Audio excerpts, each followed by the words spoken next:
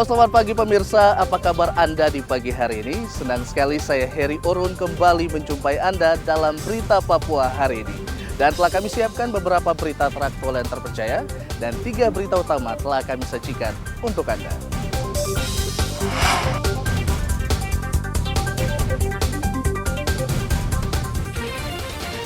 Pelaku kekerasan seksual terhadap anak diringkus polisi.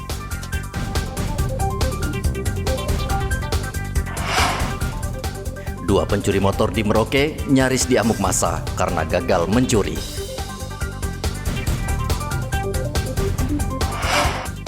Pemerintah Merauke diminta hentikan impor beras.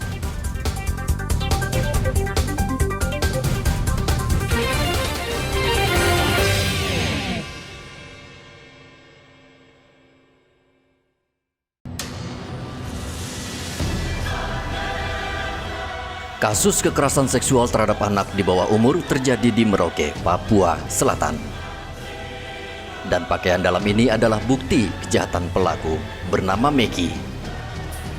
Polsek Merauke Kota sudah menangkap pelaku dan saat ini tengah menggali keterangan karena diduga korbannya lebih dari 7 orang anak-anak.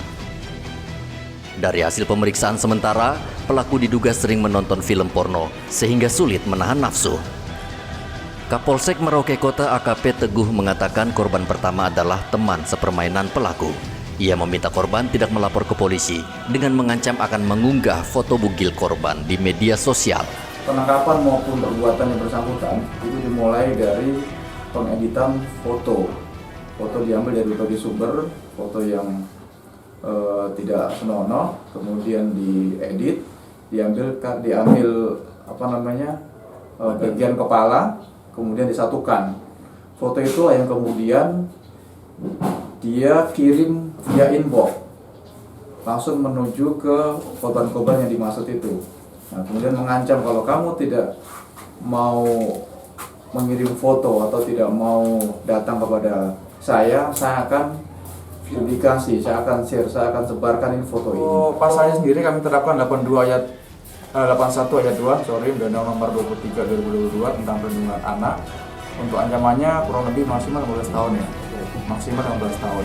Jadi cukup serius ini. Polisi mengancam pelaku dengan Undang-Undang Perlindungan Anak dengan ancaman hukuman 12 tahun penjara. Polisi menghimbau masyarakat Merauke agar segera melapor bila menjadi salah satu korban kejahatan seks pelaku. Polisi mengakui banyak orang tua enggan melapor karena kasus ini aib bagi keluarga. Muhammad Ridwan melaporkan dari Merauke, Papua Selatan.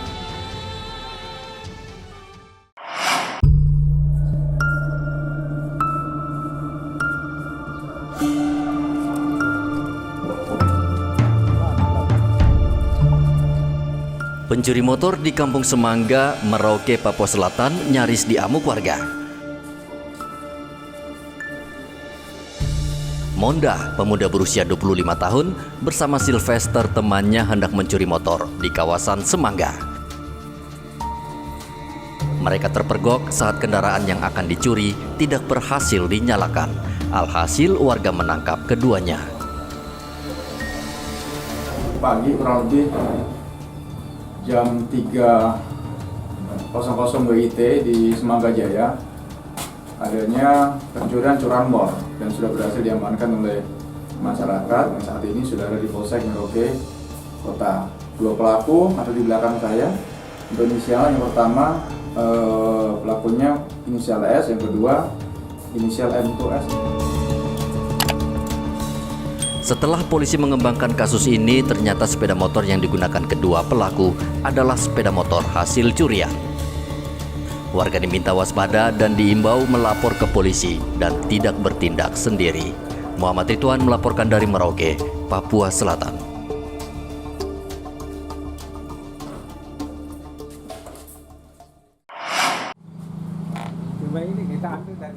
Saat ini harga beras lokal yang diproduksi petani Merauke terbilang melimpah, sehingga harga beras di pasaran turun. Jika sebelumnya harga beras lokal Merauke di kisaran Rp15.000 per kilogram, kini harganya turun menjadi Rp9.000 per kilogram. Bagi masyarakat, tentu harga beras yang semakin murah adalah kabar gembira, namun tidak bagi petani. Pedagang beras prihatin dengan nasib petani Merauke saat ini. Mereka berharap pemerintah daerah menghentikan masuknya beras dari luar Papua karena membuat harga beras semakin anjlok. Selama ini, beras asal Makassar dan Surabaya kerap membanjiri pasar Merauke. Namun saat produksi beras lokal melimpah, menurut pedagang justru bisa menyebabkan nasib petani lokal terpuruk. Kalau saya sih di stop sementara yang beras masuk dari luar Merauke. Kenapa memang? Karena kalau tidak beras akan banjir. Banjir ya? Iya, semakin banyak.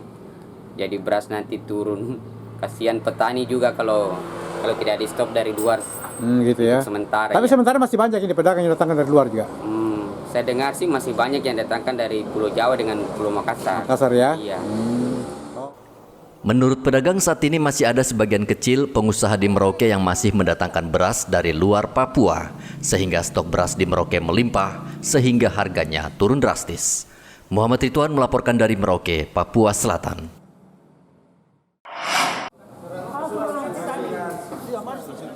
Bupati Merauke bersama seluruh kepala kampung sedistrik Tanah Miring melakukan pertemuan untuk membahas produksi beras di tengah cuaca panas ekstrim yang diperkirakan akan terjadi tahun ini.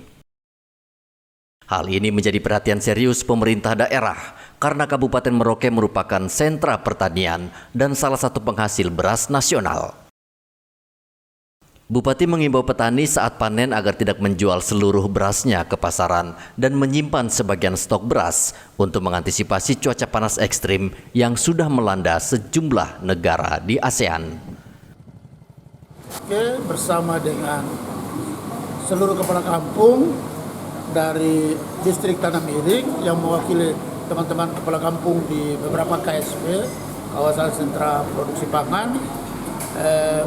Dari kemarin kami mulai membicarakan tentang saudara-saudara kita atau rakyat kita yang lagi gagal panen. Lalu yang berikut, kalau boleh beras juga jangan sampai dijual seluruhnya, karena tahun ini diramalkan akan kita mengalami panas lebih tinggi daripada tahun kemarin, sehingga di banyak negara seperti yang disampaikan oleh Kasat dan juga oleh Mentan, Wamenhan, bahwa banyak negara yang tadinya ekspor benih, ekspor hasil pertanian, sekarang sudah tidak ekspor lagi.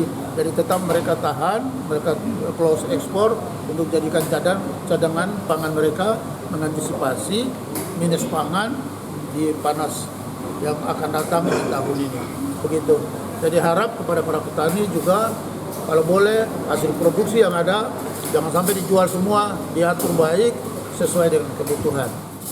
Menurut Bupati, sebagian besar negara penghasil pertanian terbesar di dunia sudah mengambil langkah antisipasi untuk tidak mengekspor hasil pertanian ke negara-negara tertentu. Mereka mencadangkan produksi pertanian karena khawatir cuaca ekstrim bisa mengancam turunnya hasil produksi pertanian. Muhammad Ridwan melaporkan dari Merauke, Papua Selatan.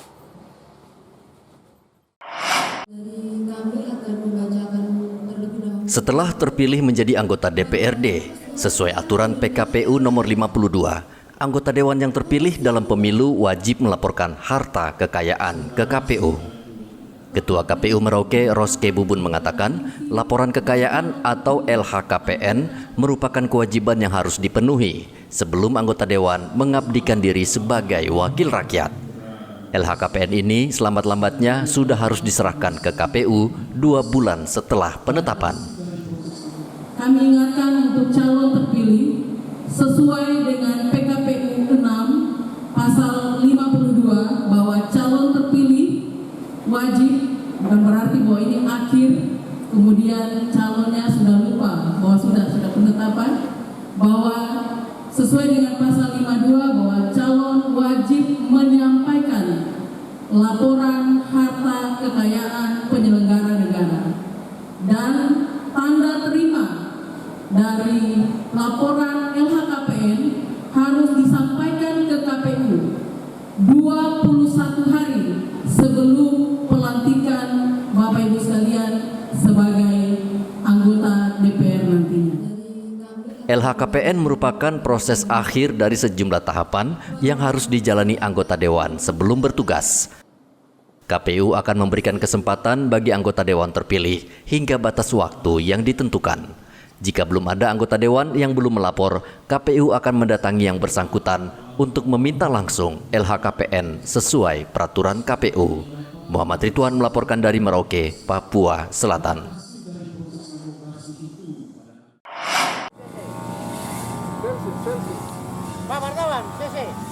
Setiap warga binaan menginginkan menghirup udara bebas.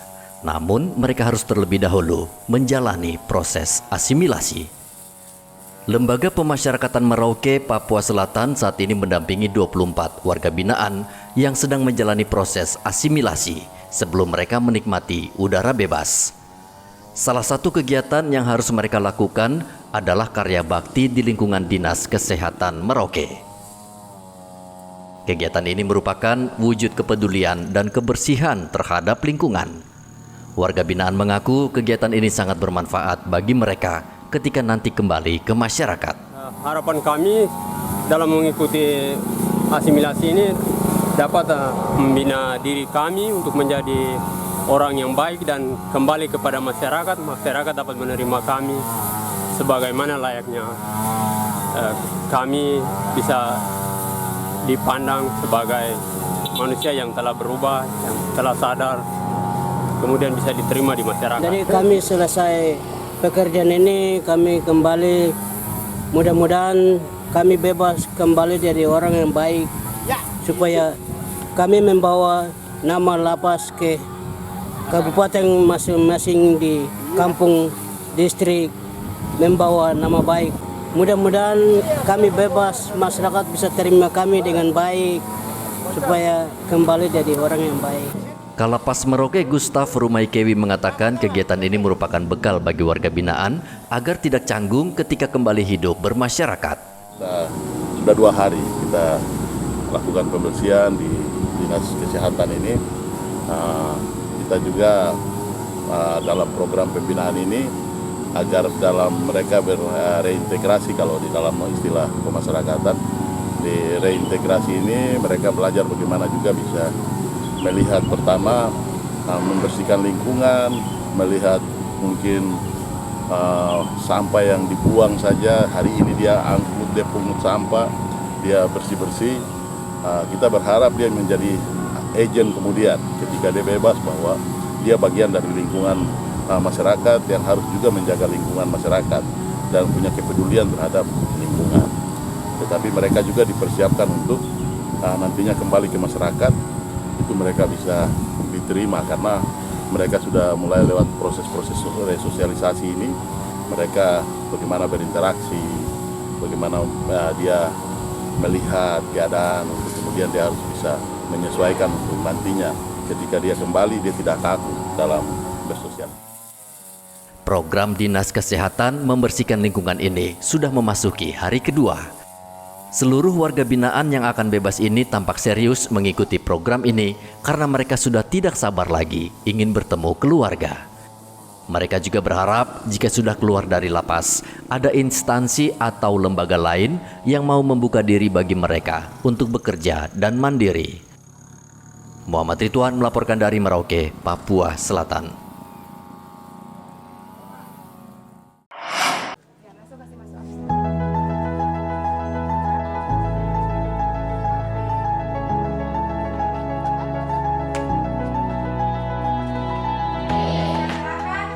Ada 7.000 lebih anak di Kabupaten Sorong Selatan tidak bersekolah. Pemerintah Kabupaten Sorong Selatan membuat terobosan dengan metode sekolah dari pagi hingga sore.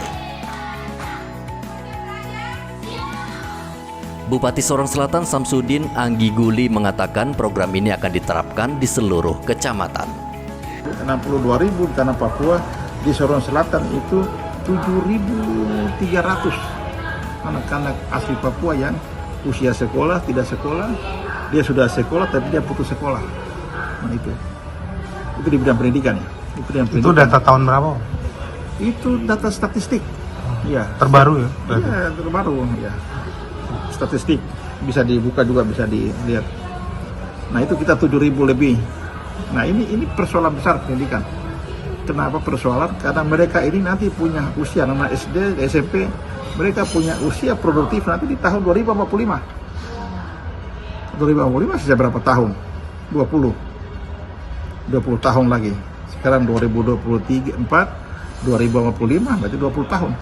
Nah, mereka ini punya usia produktif ya akan cari kerja. Yang tadi putus sekolah dengan tidak sekolah. Nah, ini kalau kita tidak siapkan pendidikan yang baik, mereka akan menjadi ancaman bagi bangsa ini, tapi juga di tanah Papua. Nah, di bidang pendidikan kita buat namanya SSH, sekolah sepanjang hari. Nah, di situ luar biasa karena mereka bisa makan pagi, sarapan, mereka bisa datang terus makan siang, pulang jam 5 mereka bisa snack ringan mereka pulang. Nah, dengan demikian mereka itu bisa punya gizi juga terjamin, kesehatan terjamin, tapi juga karakternya juga dibentuk di sana. Dan mereka kita perkirakan SD kelas 3 itu mereka sudah harus pintar membaca.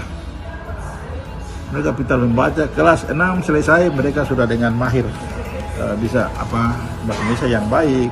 Kemudian mereka sudah bisa membaca dengan mereka masuk SMP. Banyak anak Papua putus sekolah. Penyebab utama anak putus sekolah karena orang tua siswa tidak mampu membayar biaya sekolah. Selain putus sekolah, dengan program sekolah pagi hingga sore, diharapkan para siswa betah belajar karena mendapat makan di sekolah. Topan melaporkan dari Sorong Selatan, Papua Barat Daya.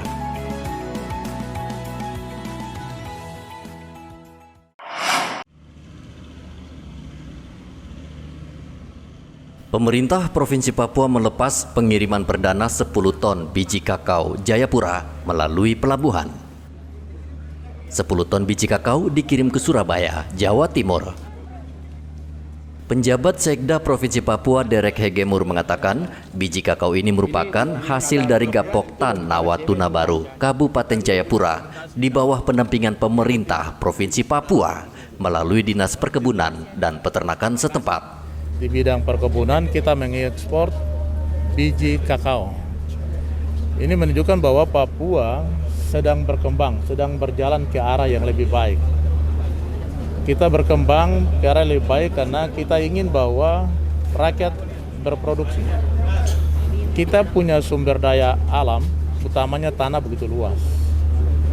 Tanah yang demikian luas ini harus kita isi, kita tanami dengan tumbuhan atau tanaman yang jangka panjang dan akan selain memberi nilai tambah bagi masyarakat, juga memenuhi apa yang kita sebut sebagai perkembangan perekonomian nasional maupun di daerah. Karena itu, Provinsi Papua secara keseluruhan mengembangkan yang tadi saya sebut ekonomi hijau dan ekonomi biru. Sehingga ketergantungan kita kepada tambang secara perlahan-lahan sudah kita dapat solusinya dengan mengembangkan lagi yang namanya ekonomi hijau dan ekonomi biru, di samping tentu saja tambang itu sendiri. Sehingga kita mendapatkan selain kita buka areal wilayah yang besar, luas, tetapi kita juga butuh lapangan kerja baru di sektor perkebunan. Sekaligus pengembangan dan pemberdayaan masyarakat, utamanya masyarakat asli. Derek menambahkan ekspor biji kakao ini untuk memberikan motivasi bagi warga kampung di Papua untuk menanam kakao. Ia mengapresiasi petani kakao Kabupaten Jayapura yang tergabung Gapoktan Nawatuna Baru dan berharap ekspor kakao ini bisa terus ditingkatkan. Hendra melaporkan dari Kota Jayapura, Papua.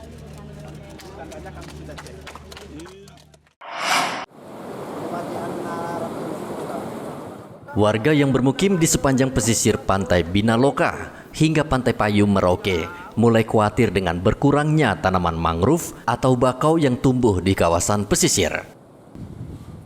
Akibatnya kawasan mereka kerap diterjang air pasang dan gelombang tinggi karena pohon mangrove yang seolah menjadi perisai sudah semakin berkurang.